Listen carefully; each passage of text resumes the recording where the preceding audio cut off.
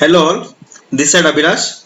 So in these sessions, I am going to discuss on AOA, Article of Association, the content of Article of Association, directors, their qualifications, their rights, shareholder, debentures, and many more things. So let's start with the Articles of Association. So what is the Article of Association?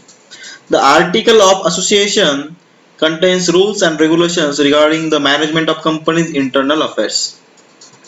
It defines the powers, duties, rights of managers, officers, and board of directors. So, as I told you in the last session about MOA, Memorandum of Association, in MOA, the company director is mentioning the company's operation. Okay, in Article of Associations, there should be defines powers, duties, and rights of managers, officers, and board of directors. So both are the different things. Generally, all the companies prepare their own article of association. In case companies do not want to prepare their own article of association, then they can select any one article of association given in Table A of Company Act. So according to the Company Act, there is an option in Table A. They can select any of article of association for their companies if they don't want to create their own. The Companies Act contains 99 sets of AOA. The article of association must be signed by all the directors of the company. It must be duly attested by any two witnesses. This is the content of the article of association.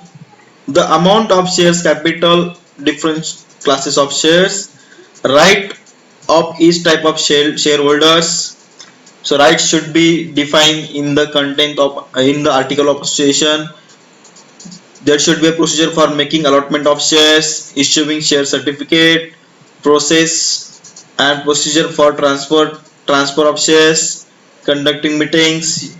There should be defined duties, power, remuneration of directors regarding winding up the company as well, and procedure regarding keeping of books, accounts, and their audit. Shareholder. So who is the shareholder? A shareholder or a stockholder is an individual or institution that legally owns a share of a stock in a public or private corporation. Shareholders are the owners of a limited company. The buy share which represent part ownership of company. Shareholders are granted special privilege depending on the class of the stocks.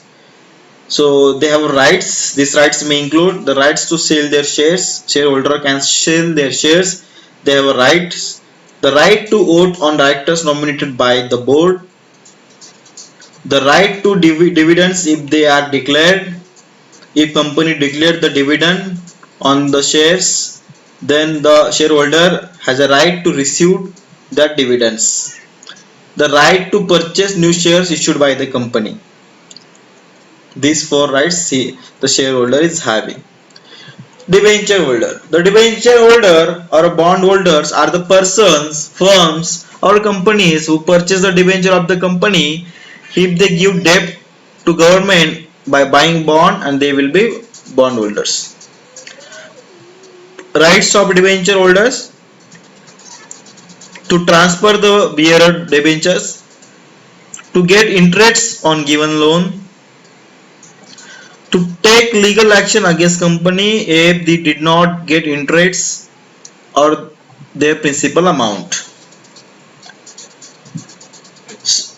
to obtain annual reports, audit reports, profit and loss account and balance sheet copies. So they have right to get annual reports, profit and loss statements, balance sheets, and everything from particular companies which they are holding the bonds. Convertible debentures are with the special resolution acceptance of debenture holders. Debenture can be converted in equity shares. After this, they can vote for taking any decision in annual general meeting. Company Act 1956. According to the Company Act, how many are the which according to the Company Act, let's understand types of director and its qualification. So here I have mentioned the 5 types of director. First is residential director.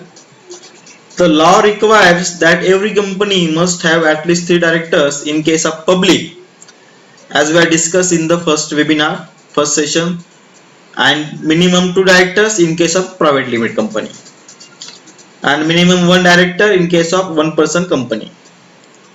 A company can have a maximum of 15 directors.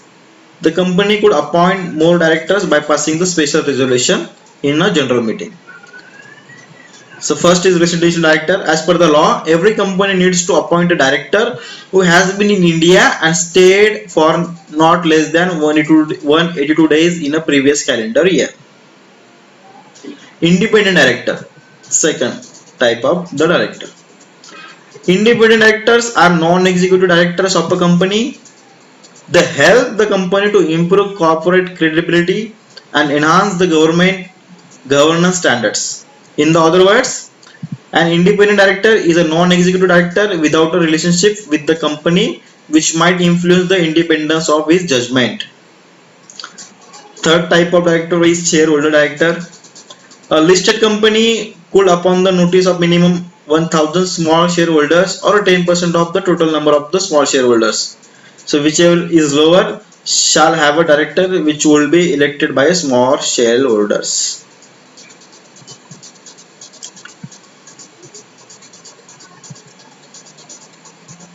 Woman director is the fourth type of the director. A company, whether be it a private company or a public company, will be required to appoint minimum 1 woman director in case if it satisfies any of the following criteria. So what is the criteria for appoint a woman director? The company is listed a company, its securities are listed on the stock exchange, and the paid up capital of such companies is rupees 100 crore or more with the turnover of 300 crore or more. So that should be the like this. If any company satisfies this criteria, they should appoint women director. Fifth type of director is additional director. A person could be appointed as an additional director and can occupy his post until next annual general meeting. So in absence of the AGM, such term will conclude on the date on which such AGM should not have been held.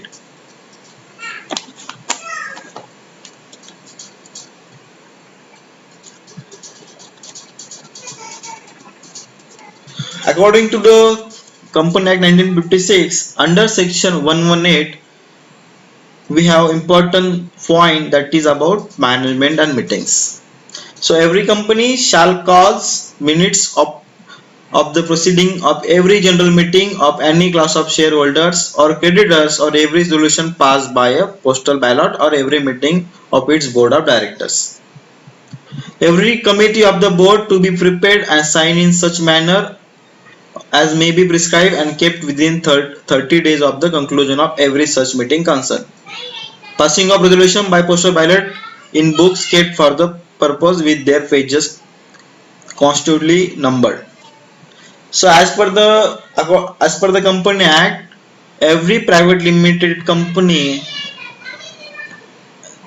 has to conduct annual general meeting in a for annual general meeting for at least one time in a financial year, according to the law. The minutes of each meeting shall contain a fair and correct summary of proceeding treated. All appointments made at any of the meetings aforesaid shall be included in the minutes of the meeting. In the case of meeting of the board of directors of a committee of the board. This is the last point of the Company Act, and this is the last stage of company's life, winding up of a company. This is the last stage in the company's life. It is the proceeding by which a company is dissolved. Winding up company means the existing company is closing. In the simple word, winding up a company is a process whereby its life is ended and its property administered for the benefit of its creditors and members. An administrator called liquidator is appointed and he takes control of the company, collects its assets, pays its debts, and finally distributes any surplus among the members in accordance with their rights. Grounds for compulsory winding up company. These are the main important points. If the company has by a special resolution resolved that the company be wound up by the tribunal. If the company fails to commence its business within 1 year of its incorporation or suspends its business for a whole year. According to law, this is one of the important point. I think last 4 years before what happened, the MCA, the Ministry of Corporate Affairs, has introduced the new law. They have introduced new special resolution in the Company Act 2013. If companies fails to commence its business within 1 year of its corporation, then the company has to wind up by the law. If the number of the members is reduced below the statutory minimum, below 7 in case of a public company and 2 in case of private company. As per the norm, according to the rule, there should be a minimum 2 directors for a private company and minimum 7 directors of public company. Right. This rule is saying that if member is reduced below the statutory minimum, if there is a 6 members in public company, then company has to be wind up, compulsory wind up. And there should be below 2 members in a private company, then private company has to be wind up. If the company is unable to pay its debt, another one important point, if the company is unable to pay its debt, then they have to wind up and they have to sell their assets to repay the debts. If the tribunal is of the opinion that it is just and equitable that the company should be wound up. If the company has made a default in filing the registrar its balance sheet, profit and loss accounts or annual returns for any 5 consecutive financial years. So as per the new updated Company Act 2013, now company has to file their balance sheet, profit loss statement, annual returns for consecutive 3 financial years. And from last 1 year, it is mandatory to file your financial reports, profit loss statements, annual returns, everything within that year only. Why? Because nowadays the portal is not allowing to file backdated returns. If the company has acted against the interest of the sovereignty and integrity of India, the security of the state, foreign relations with the foreign states, public order, decency and morality, then company has to compulsory wind up. This is as simple as that. So here I am concluding that we are done with the Unit 2 Company Act 1956. Thank you. Best wishes.